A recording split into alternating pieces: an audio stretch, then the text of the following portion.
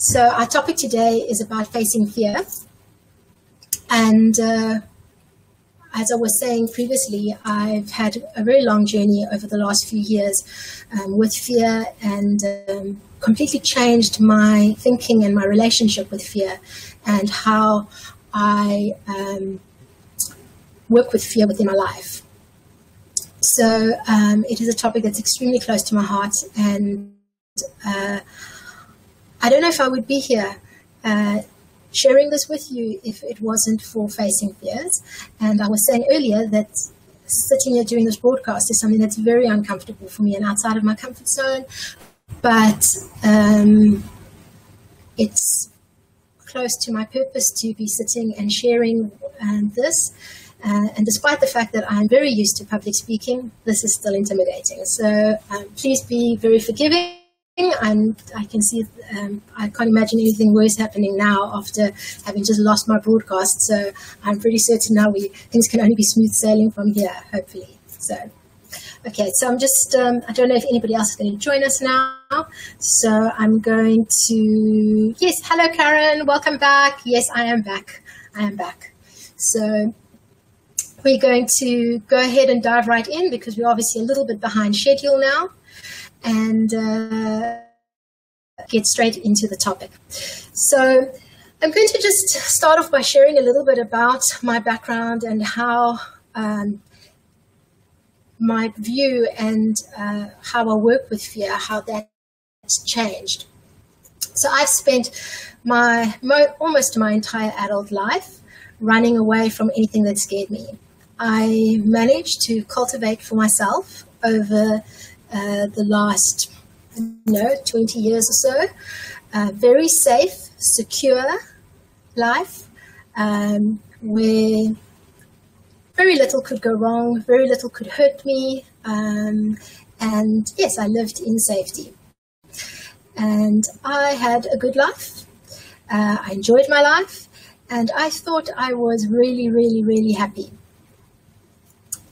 And as things happen, when you are not tested enough, or you are too happy, or you think you're happy, life has a way to throw you right off your horse and kick you, and suddenly you have to get a new perspective. And that's what happened to me. 4 years ago, things changed drastically in my life. And when that happened, it made me sit back and reevaluate. Basically, the worst thing that I could have imagined could possibly happen to me happened to me. And all the things that I had done in my life to keep myself safe, secure, happy, was not able to save me from that thing, which was basically my marriage breaking down. And it made me reevaluate things and really look to see whether playing the safe game really is healthy for me. Then after that, a series of things happened, which I won't go into too much detail about, but basically slowly on a journey, I was slowly nudged into facing first smaller fears and then slightly bigger ones, etc., etc. And till one day I made the decision that I would like to travel, and it's something that's really important to me, but I had no idea how to do it. I'd always loved traveling. It's something that I'd always wanted to do. I never could do it, and a big reason for that was because there was far too many things that made me scared when it came to traveling, and being able to do that. And one day I was sitting with a friend of mine, and she was telling me about one of her trips that she had taken. She had taken it on a whim. She saw a good deal for a trip to Bali, and she went and she booked it, and she went to spend a few weeks in Bali on her own. And she was telling me about this trip, and she was telling me how she went about doing it. She'd book like only her first night's accommodation and wouldn't worry about the rest and kind of wing it when she got there. And me, who's a control freak, and me doesn't like anything unknown, was I was just feeling anxious just listening to her tell me this. And at the time she said to me, you know, Alex, it would probably be really healthy for you to just take a few weeks off. And I knew when she said that probably would be really healthy for me. I knew she was absolutely right. But I also knew in that moment that there was no way I was ever going to do something like that. It was far too scary, far too much out of my comfort zone. It didn't matter how much I thought it was healthy for me, but I wasn't going to do it. But that planted a seed and it stuck with me. And as I started going on this journey, facing other fears, that thing just sat with me. And the beginning of last year, I almost had a little bit of a breakdown, thinking I have to somehow figure out a way to travel. And then basically over the last 15 months or so, I have put in things in place to be able to change my life, quit my job, and move overseas to travel full time and to work for myself. All things that if you'd asked me 2 or 3 years ago, there's no way I was going to be able to do it. So how did I land up being able to go to Chiang Mai and work for myself? So before I go into one of the strategies that I was using, hello Gareth, welcome back. Gareth says, wow, thank you. I just want to see who else is online. Okay, I think I've said hello to everybody. So I'm just going to share one strategy that I used. There was a lot of strategies that I had to share to be able to face my fears. But I'm just going to share one with you. And this is one that I have used to make the big fear decisions in my life, like quit my job, like decide to book a plane ticket and now be overseas, and various other things. The first time I really used this, this was last year. I am an avid fan of a festival called Africa Burn. And for those who don't know it, it's a Burning Man event in Africa. And the first time I went, I fell in love with it. I thought it was the most incredible thing ever. And it had a huge impact on me and changed me. And obviously I couldn't wait to go the second year.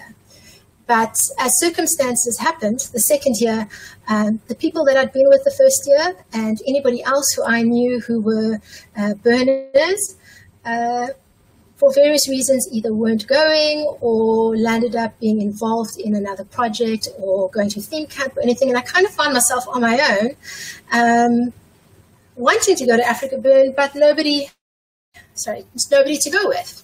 And this really filled me with anxiety. It's like, I really want to go. How do I go? Anyway, I struggled with this decision until about 10 days before the event. And I sat down with a friend and I was talking to him and and as I was talking to him, I basically went through this process that I'm going to share with you now. And that evening, I made the decision that I can do this event on my own.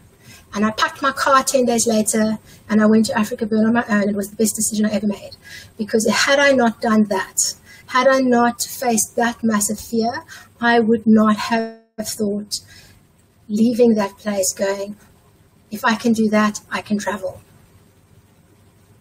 So that was a big turning point for me, how I was able to consciously start looking at fear and the strategies of how to address fear. So let's go into those strategies. So as technical glitches go, I had a backup plan for all my little notes, and it has now also disappeared. So I have to now speak from memory. So so basically what I did was, before I needed to decide if I wanted to go to Africa Burn, the very first question that I asked myself was, what's the worst that could happen? And this is a really good question to ask yourself whenever you are struggling with something that scares you, is what the worst that could happen. Sometimes we make up in our head things far worse than what they really are. We build up these stories in our head and things seem more overwhelming, more scary. The amount of anxiety that I had over that decision to go to Africa Burn, it's incredible. But when I actually sat down and thought to myself, what is the worst that could happen? And I basically thought, well, basically only two things. One is that I could, I might land up with a flat tire or something on the way there. It's on this treacherous road. And the year before I did have a flat tire. And I'll be on my own. And can I change the tire on my own in that road? And then the second thing was, I'm there on my own. And what if I get stuck there? I'm there for 5 days and, nobody to talk to, who am I going to connect with? And it's just me. And anyway, it really worried me. So obviously when I listed that, and those were my two issues, it was clear I wasn't going to die. It wasn't life-threatening. It was fine. I then asked myself, what can I do to mitigate this? How can I minimize the possibility of this worst-case scenario happening? And for the tire thing, I figured I can do two things. One is I can double check that I do in fact know how to change a tire. I had changed a tire before, only once before on my own, so I'd made sure in advance that I remember and know exactly how to change a tire on my own. And then the second thing that I did was I made sure that I drove up on a day that would be a busy day. So in case anything happened on the road, I wouldn't be stranded for ages and ages before another car drove past in case I needed help. So that was the first thing that I put down as something to mitigate it. And then in terms of going on my own and maybe being solitary for so many days, I just simply said to myself that if I'm there and 2 days in, I find that I'm not enjoying myself, that I'm not getting what I need to get out of this, I can just simply pack my car and go back home. And I had nothing to lose to try and to go. And that was basically how I made the decision that I had nothing to lose to go and that there was nothing to fear. And the moment I made that decision, it was like a weight off my shoulders, because I could actually now let go of the outcome, because I knew that whatever the outcome was, I'd be okay. Now, not all decisions are like this, so there are a few more steps, because some decisions may be a little bit bigger and more daunting and may have bigger consequences. So another thing to ask yourself is, once you've decided what's the worst that could happen and how to mitigate it, then ask yourself, if the worst does happen, what are the opportunities in that? And when we know what the opportunities are in that, then we also know that something good can come out of it, even if the worst does happen. So, for example, maybe you want to start your own business and you are worried that maybe you might not succeed. After you've looked at what the worst case scenarios, after you looked at how you can mitigate them, you might decide that, if I don't succeed, I still can walk away with that, having learned a lot about how business works, have learned all aspects of marketing, product development, etc., and all sorts of things around business. And I will still walk away with that with some skills that are marketable in the job space, so that there's still value add, even if I don't succeed. I could also find that I have learned enough that I have the courage to try again. And, failure is only failure if you don't try again.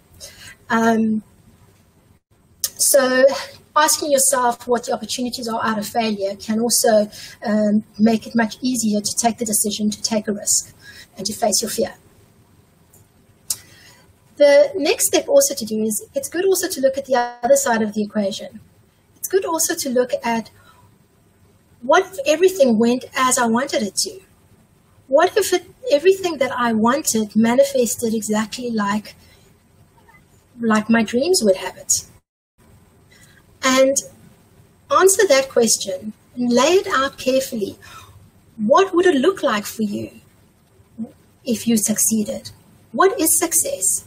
How does it impact your life? How does it change it? How does it change the life of your family and your loved ones? How could your career change? How could the way you live change?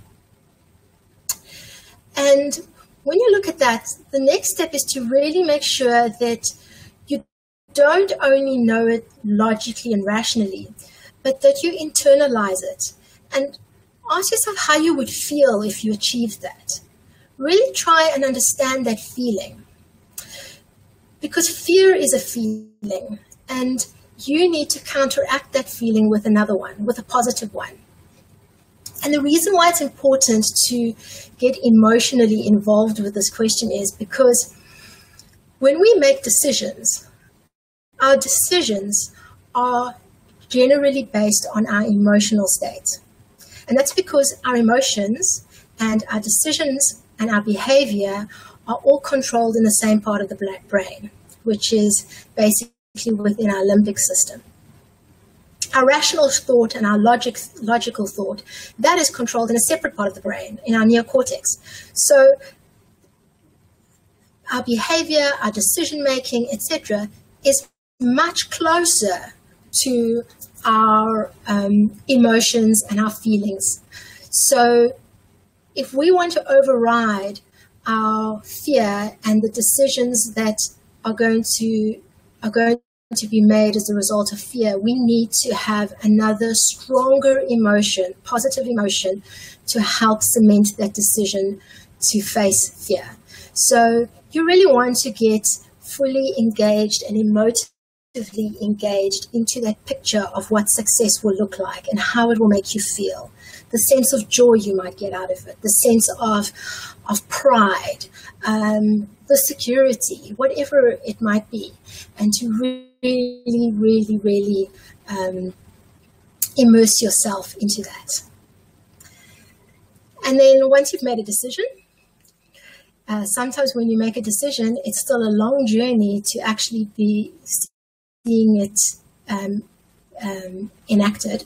So in my case, my decision to change my life was made 15 months ago, but it's only materialized now, literally in the last 2 weeks. So, and my fear didn't go away in those 15 months. The fear of resigning from my job, the fear of changing the country I live in was still there. So how did I manage that? So for the last 15 months, I needed to make sure that those emotions that I felt when I was thinking about what my life could be like if this succeeded, that was staying foremost in front of me all the time. So I made vision boards. I had affirmations. I was constantly thinking about what it would be like to, more recently, to be here in Thailand. Before that, I had been planning to do the Camino. I was constantly thinking about what it would be like to be walking the Camino. I watched movies about the Camino. I was now reading about Thailand and Asia and everything. So you're constantly keeping in the forefront of your mind this feeling, the feelings that you would feel if there was success, to act as a motivator, to act as a guide and a compass, to help you to face that fear head on. So yes, so that's a little bit about the technique that I used, and that really has helped me with these really, really big decisions in my life in order to be able to face them. One of the things that I learned is that when you face fear, that's when you truly, truly can access joy and happiness and ecstasy. Every single time that I have faced a fear, the other side has been brilliant. Really, really brilliant. So yes, fear is a very important thing in our lives. The obvious thing is obviously that fear keeps us safe. And there are times when there really is danger and there really is threats to our lives, and fear helps us to manage that, and that's really important. If we didn't have fear, if we went through life thinking that we were bulletproof, I don't think many of us would survive childhood. So fear certainly is critical just for our survival. But fear also plays another important role. Without fear, there's no reason to be courageous. We have no reason to be brave. Without fear,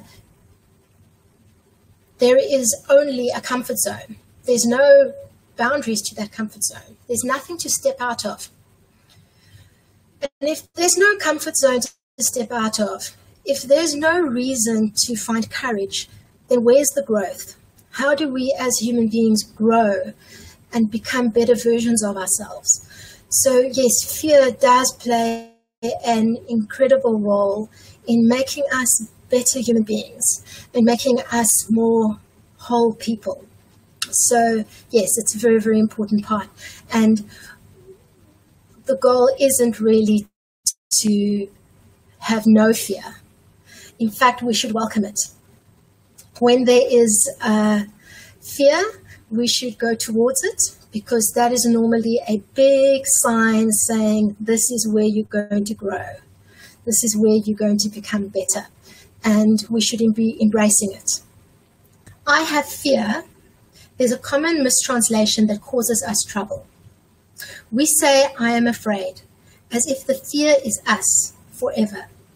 We don't say, I am a fever, or I am a sore foot. No, in those cases, we acknowledge that it's a temporary condition, something we have, at least for now, but won't have forever. Right now, I have fear about launching this project is quite different from I'm afraid. So I thought that was really profound. We are not our fear, but sometimes we have some fear, but we're not fear. And I think that is really, really, really key. Jen, thank you. You've put the post up for me. So Tamsin had said that fear is either face everything and rise, rather than forget everything and run. So we have a choice. When there's fear, we can choose to let it have power over us, and we sit in the corner and we don't grow, or we face it and move past it and become the best versions of ourselves. So thanks everybody for joining. I loved interacting with all of you, and I will see you all soon. Thank you.